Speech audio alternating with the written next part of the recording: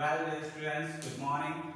In the back video, I have been taught about degree of comparison and you got the systems, how to make the translation, how to use the .s and as .s that was concerning to the positive, and you have been taught about then, to, and then that of, and you have been taught about the superlative degree also.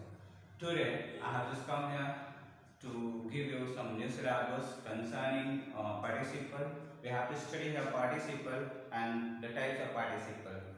Get here, so we are going to start it. Participle. You guys are known about the participle. We have the three participle. Present participle,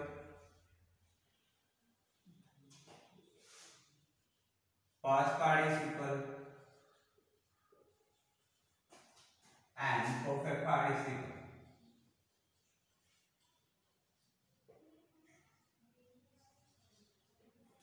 So here the participle is three: present participle, past participle, and perfect participle. And the participle, let me tell you, these all are the form of verbs. इसमें हमें verbs के use करना है. That's very important. Here the present participle is ing form of the verb. The past participle is third form of the verb, and the perfect participle is having plus verb's third form. Let me tell you its identification and introduction, how you can recognize in Hindi sentences to resolve.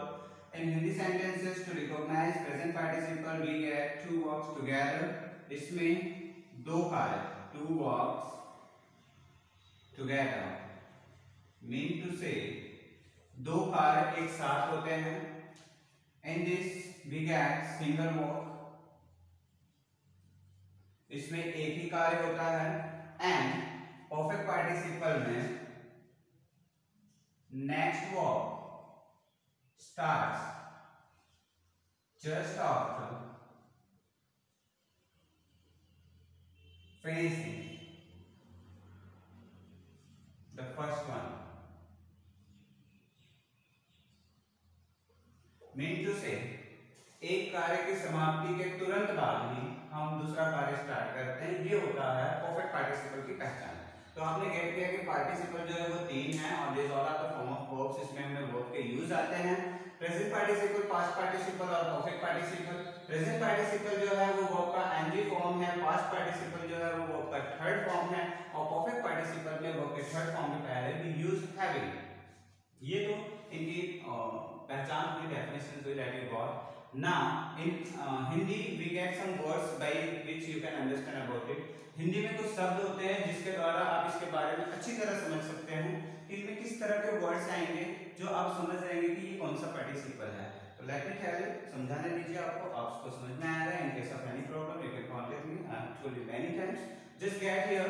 इसमें जो present participle है उसमें हुआ, हुई, हुए words आते हैं. Past participle जो है उसमें भी हुआ, हुई, हुए वर्ड्स आते हैं. और जो परफेक्ट पार्टिसिपल है उसमें कर या करके इस तरह के वर्ड्स आते हैं. अब आप थोड़ा सा कंफ्यूज जरूर होंगे कि सर ने कहीं मिस्टेक तो नहीं कर दी. The same thing he has written into. ऐसी कोई बात नहीं है. हुआ, हुई, हुए इसमें भी आएंगे, हुआ, हुए, हुए इसमें भी आएंगे. But how can we differ it, हम इसको कैसे अलग कर पाएंगे, कैसे समझेंगे, उसके लिए रूल्स हैं. लेट मी टेल यू कि यहाँ प्रेजेंट पार्टिसिपल जो है इसमें दो काम एक साथ हो रहा है. तो हुआ, हुई, हुए वर्ड के बाद आपको वर्ब मिलेगी, मींस क्रिया. सो हुआ, हुई, हुए plus verb. But difference in past participle हमें हुआ, हुई, हुए वर्ड मिलते हैं. It happens single verb in it. तो यहां पे हमें इसके बाद नाउन मिलती है. सो यू गॉट इट कि हुआ, हुए, हुए शब्द के साथ जब वर्ब आएगा तो वो प्रेजेंट पार्टिसिपल माना जाएगा. और जब हुआ, हुए, हुए वर्ड के साथ आपको नाउन मिलेगी तो वो पास्ट पार्टिसिपल माना जाएगा. नाउ कर या करके आ रहा है बाद दूसरा काम हो रहा है, if we are getting the next work start just after finishing the first work, तो उसे हम परफेक्ट पार्टिसिपल कहेंगे, माफ कीजिएगा। तो ये चीजें हैं, आपने इसे समझ लिया। अब हम आते हैं इनके वर्ब की तरफ। मैंने बताया कि इसमें वर्ब का एनजी फॉर्म यूज होता है, इसमें वर्ब का थर्ड फॉर्म और इसमें हैविंग प्लस वर्ब का थर्ड फॉर्म। तो एक एक हम ट्रांसलेशन देखेंगे, इससे आपका ये क्लैरिफाई हो जाएगा कि how you have to translate it, confusion जो भी होंगे वो दूर होंगे। सिंपली पहला हम देखते हैं, दो काम एक साथ हो रहा है, जैसे वह मुस्कुराते हुए बात करती है। You're getting, वह मुस्कुराते हुए बात करती है, means there is someone lady जो बात करती है और मुस्कुरा रही होती है, यानी उसके दो काम एक साथ होते हैं, मुस्कुराते हुए बात करती है। तो हुआ हुई हुए शब्द आपको मिल गया इसमें, और उसके बाद बात करना, that is verb. Simply what I told you, that is being shown in this sentence. तो यहाँ पे वह मुस्कुराते हुए बात करती है, हुआ हुए वर्ड के बाद आपको वर्ब मिल रहा है, तो ये NG form of the verb है। तो ये अकॉर्डिंग टू टेंस आप ट्रांसलेशन करेंगे, जैसे प्रेजेंट इंडेफिनिट शो कर रहा है। वह यानी सी बात करती है, सी टॉक्स। मुस्कुराते हुए verb NG form, she talks smiling, she talks smiling. This is the first, that is present participle. Now we are coming to the second, that's past participle. ये फर्स्ट था, now we are coming to the second. Past participle का उदाहरण आप देखेंगे यहाँ पे, that's very important. ये past participle में जैसे मैंने अपनी टूटी हुई कुर्सी बेच दी।